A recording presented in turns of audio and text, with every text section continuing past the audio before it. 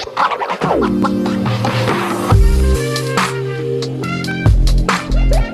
there, welcome back to my channel. My name is Brittney Bundles, and today's video is going to be sort of a motivational video. I'm going to share with you all how everything is really truly content.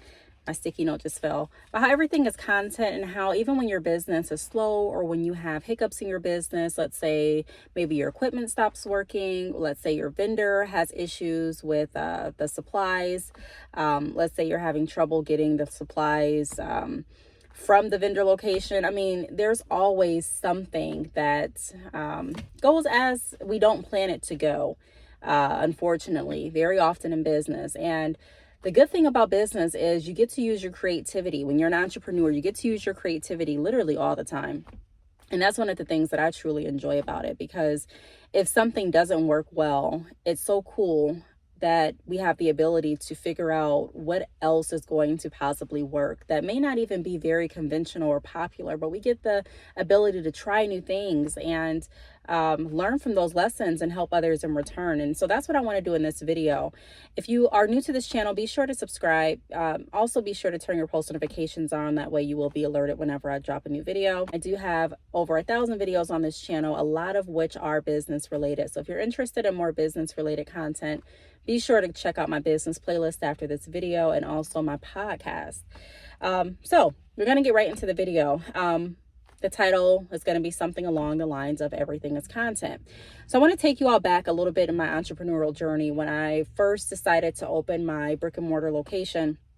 And I opened that location with a lot of different goals and thoughts in mind. And there were some days, even when we were fully staffed, I mean, I was there, the manager that I hired was there. I had my brother's girlfriend at the time. She was there. She was a really close friend of mine. I also had different stylists that were there. Some days we were fully staffed.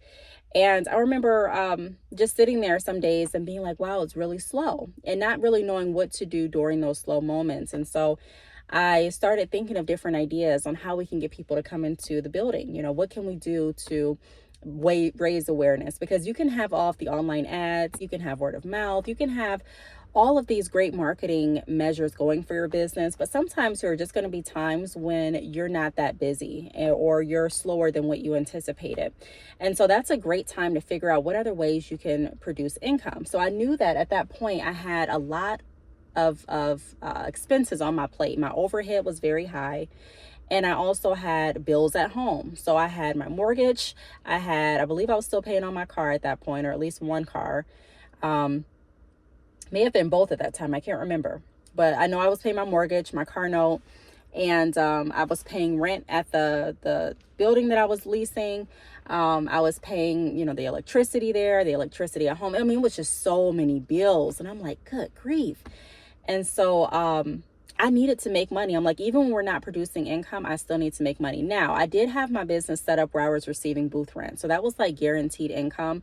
Even if people didn't come in and buy products, it was still guaranteed income. But you have to think about the health of the entire business. So the stylists that were there that weren't getting traffic, it was going to be harder for them to pay the booth rent if they weren't getting trafficked. And although there's some controversy in the hair industry when you get into that, like, okay, well, if they're a 1099 worker, if they're their own boss, it's their responsibility to get the traffic in and their clients. And, you know, and then some people will say, well, if they're working in a salon, then it's the salon's responsibility to have consistent flow of walk-in customers and clients, or potential clients, you know, and I'm not going to get into that in this video. I can see both sides. I think having a good balance is key. However, the point of saying all of that is I had to figure out ways to generate income, even if I didn't get, because every month I didn't get booth rent at the exact time it was due from everybody. So, but I still needed to pay the landlord. They didn't care if I got booth rent. They didn't care if it was slow or not. They still wanted their rent every single month when it was due. And I didn't want to get evicted out of that salon and have to move all my equipment out quickly. And, you know, just a lot what used to go through my mind. And so what I decided to do was to look around and see what I can do to monetize what I was already going through. So I started creating different videos on YouTube in regard to my balance, my business life, home life balance. That's one thing that you can record if you are an entrepreneur and you're like, what can I do? Start vlogging your daily life. Even if you have a 9 to 5 and you work part-time your 9 to 5, part-time your business, vlog that. share information, share your ups and downs. I think so many people are nervous to start recording, start vlogging, because they're like, well, dang, what do I have to vlog? You have everything to vlog. Like I said, people are interested in your journey. And those are some of the videos that I got higher views on, when I was actually vlogging me going into the salon, opening the salon door, having my products there, organizing products, labeling products, setting up my stations, waiting for the salon manager to come, talking about different challenges and adversities that we were facing, talking about how we overcame a lot of our objections and issues, talking about just a lot of different things, and not just talking about it, but actually showing. And then showing another side when I got home, because my business didn't stop once I got home. Like once I shut my salon doors, I just remember how overwhelming that time was, because I still needed to do a lot. Like I still needed to go through our website and figure out who all booked appointments for the next day and put those on the calendar. I mean, the processes were not smooth and efficient as efficient as they could have been. But it was my first time, and I was getting familiar with everything, as were my stylists. And so that was something that helped me produce more income. Took some of the pressure off of my shoulders, because I'm like, okay, even if I don't get paid in this area, I'm still going to get paid from monetizing my YouTube videos. So it's always about looking at other streams of income and other ways that you can monetize. I have some notes here because I want to hit some other points that you can use to monetize to make money for your business when maybe times are slow, or when you're waiting on products, or just if you want additional income. You can never go wrong with having another stream. As long as it, is in integrity and it fits into your overall goal. So another thing that you can vlog about is your testimonials. So I remember recording different people coming in and sharing their testimonials about experiencing my services, not even just in the salon, but I was doing things outside of the salon as well. Like I was offering mentoring, consultations. I wasn't doing mentoring in the form that I'm doing it now, but I was still essentially doing, mentoring others. I remember doing different, like I said, consultations and sharing with others my advice and insight on how they can upscale their business. And someone actually drove from a nearby city to come down with her friend, and they were talking about how they've watched me on YouTube and listened to a lot of my advice, and they wanted to actually come and see the salon in person. And when they did that, I was able to catch that on camera. And that was more content, just testimonials and people actually being able to speak about how they experienced my services and what they feel and what they thought when they first saw the storefront. And so you have a business, even if it's online, getting people to come and maybe doing a quick sit down or like an interview, talking about how they are in love with your products, what they enjoy about working with your business. That is something that you can use not just for content purposes as like a vlog, but you can also use that on your social medias and on your website. Also sharing your epic fails and your mistakes. When I closed that salon, I remember my dad saying, are you going to tell everyone that you're closing, or are you just going to kind of close and not say anything about it? And I made a whole post on YouTube, a whole video on YouTube about it. And if you want to see that video, let me know. I'll link it down in the comments. But I made a video about closing the salon.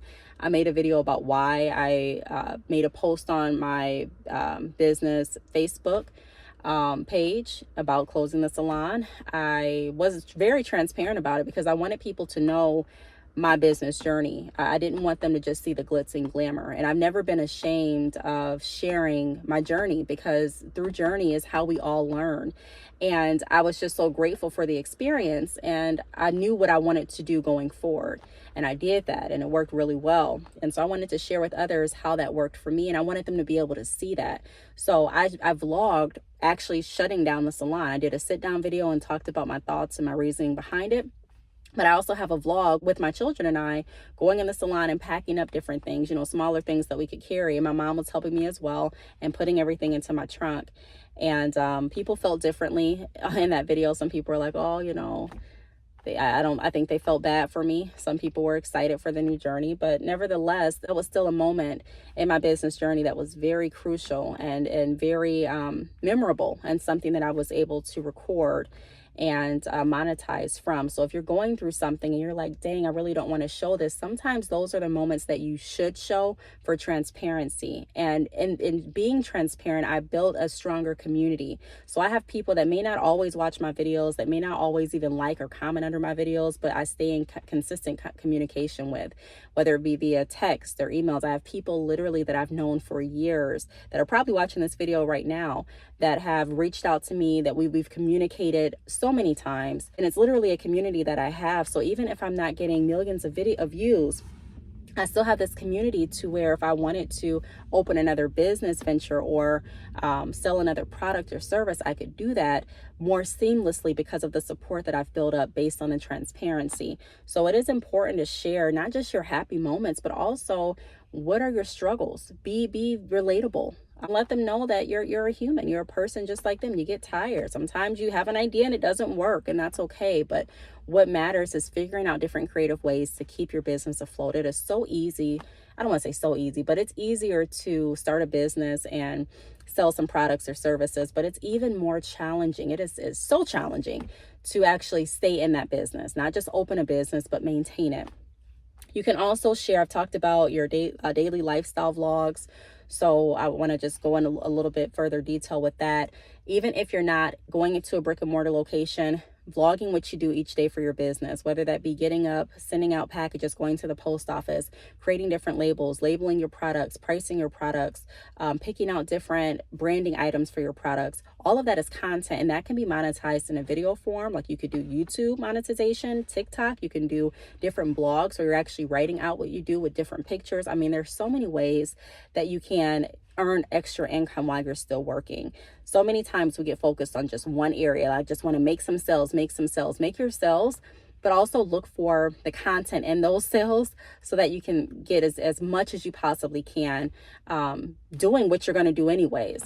I also went over the 9-to-5 work-life balance. So even if you're working a 9-to-5, that's some great content. How do you juggle working a 9-to-5, running a business, being a wife or a husband if you are, having children if you do? I mean, how do you juggle all of that? People would love to see that and to get more information and ideas for how they can do it as well. Your business journey, what brought you to opening your business? What brought you to this point? What inspired you to open your business? What are you looking to do? Are you wanting to get more funding for your business? So what are the steps with that? You know, maybe taking the camera with you when you go and you apply for different loan applications. Of course, bleeping out some of the personal or all of the personal information, but still sharing that aspect of the business, that aspect of your journey. Did you get denied? Why did you get denied? What are the criteria that a lot of institutions are looking for this specific loan? Did you write a grant? Was the grant approved or denied? Why was it approved? You know, just sharing that information is going to be interesting and also help build relatability and transparency within your brand and start to build that network, your personalized network. We went over sharing epic fails and mistakes and testimonials. So really look for the content in everything that you do. I'm actually going to my internship tomorrow in person, and I'm trying to figure out how I'm going to vlog that, because I do want to vlog that experience too. If you don't know what I'm talking about, in some vlogs I've been sharing my psychology journey, because I'm on a journey to become a psychiatrist. And so I've got accepted to an internship, and I'm going in and I'm working with someone new tomorrow. So I'm excited about that. And I want to share that story too. I want to share that journey, and you know, everything, like I said, everything is content. Part of being a content creator and entrepreneur is being creative.